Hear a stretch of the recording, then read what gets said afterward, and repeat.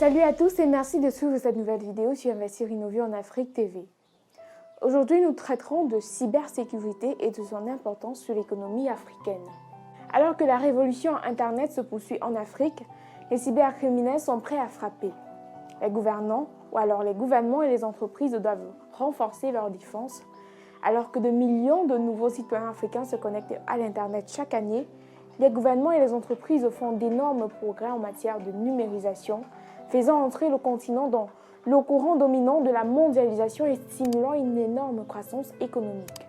Le déploiement des technologies numériques en Afrique a fait l'objet d'une croissance fulgurante ces 2 dernières décennies et le taux de pénétration d'Internet, qui était de moins 1% de la population dans les années 2000 selon la Banque mondiale, atteint désormais 43,2% d'après les chiffres de 2021, avec 25% d'utilisateurs connectés tous les jours. Cette révolution s'est également accompagnée d'un développement de plateformes en ligne, un phénomène connu sur le nom de plateformisation de l'économie, avec une importance des données numériques qui ne cesse de croître. Aujourd'hui, de nombreux pans de l'économie africaine sont dépendants de ces technologies pour un développement optimal. Les grandes entreprises elles-mêmes ont recours au télétravail et disposent de chaînes d'approvisionnement et d'une infrastructure de réseau interne impliquant de nombreux risques. Selon une analyse de la SFI et de Google, l'économie de l'Internet en Afrique pourrait atteindre les 180 milliards de dollars d'ici à 2025, soit 5,2% du PIB du continent. En 2050, la contribution potentielle prévue pourrait atteindre 712 milliards de dollars, soit 8,5% du PIB du continent, mais l'essor de l'Internet a aussi un côté sombre avec le risque croissant que des particuliers, des entreprises et des gouvernements soient victimes de cybercriminalité.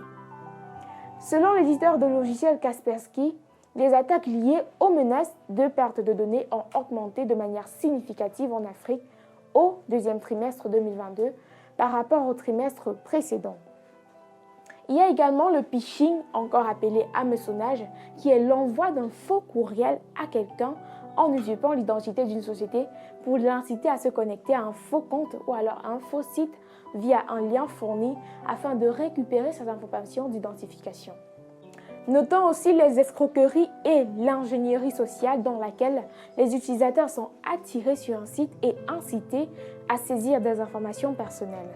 La société a détecté près de 11 millions d'attaques de phishing en Afrique au 2e trimestre. Selon des études, le coût annuel de la cybercriminalité en Afrique s'élève à plus de 3,5 milliards de dollars par an, un chiffre qui ne peut qu'augmenter car de plus en plus d'Africains utilisent l'Internet pour leurs transactions commerciales, leurs opérations bancaires, leurs loisirs et leur communication en général. Sans efforts sérieux en matière de cybersécurité, les criminels opportunistes du monde entier sont prêts à récolter les fruits de la croissance de l'Internet en Afrique. Cette révolution exige des niveaux de maturité en cybersécurité à hauteur des menaces qu'elle engendre. Malheureusement, les standards en matière de sécurité ne sont pas encore généralisés en Afrique. Selon l'évaluation 2021 des cybermenaces en Afrique réalisée par Interpol, 90% des entreprises africaines ne disposent pas de protocole de cybersécurité suffisant. Or, dans le cas spécifique des organisations et infrastructures critiques, un incident de cybersécurité peut provoquer de sérieux dégâts, parfois irréversibles. Les cyberattaques n'épargnent personne et leurs auteurs ne font aucune distinction de taille, de secteur ou alors de localisation géographique.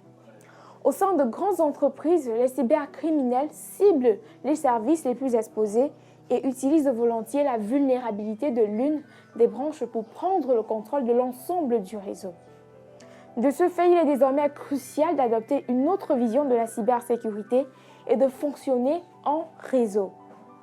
Au sein des entreprises devraient donc être formés des comités spécialisés réunissant l'ensemble des départements afin d'échanger sur les questions de cybersécurité spécifiques à l'entité. Ceci dans un environnement confidentiel sur la direction d'une personne jugée suffisamment qualifiée. Et c'est ce qui se passe déjà dans de nombreux conseils d'administration en Europe ainsi qu'aux États-Unis.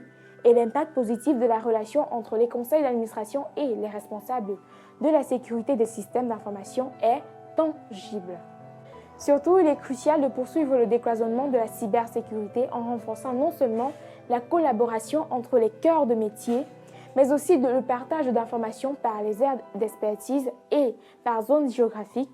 Ainsi, il est pertinent que des experts évoluant dans divers contextes géographiques et maîtrisant des sujets liés à la finance, aux postes et aux télécommunications ou encore aux infrastructures puissent se réunir et partager les problématiques et les solutions de leur secteur au regard de la cybercriminalité. En mobilisant l'intelligence collective professionnelle et en confrontant les situations et points de vue, nous serons en mesure de couvrir une plus grande aire de vulnérabilité. Il est également nécessaire que les gouvernements augmentent leur budget de cybersécurité pour s'assurer que les ministères et industries d'importance stratégique sont protégés des acteurs malveillants. Alors que l'Afrique passe de plus en plus à Internet, les décideurs et les chefs d'entreprise ont accès à des outils de plus en plus sophistiqués, mais les pirates informatiques aussi. Ils doivent s'assurer qu'ils sont prêts à se battre. Alors pour un jeune aujourd'hui qui ambitionne de mettre sur pied sa start-up, il ne doit pas négliger l'aspect cybersécurité, car n'a-t-on pas souvent coutume de dire « prévenir vaut mieux que guérir ».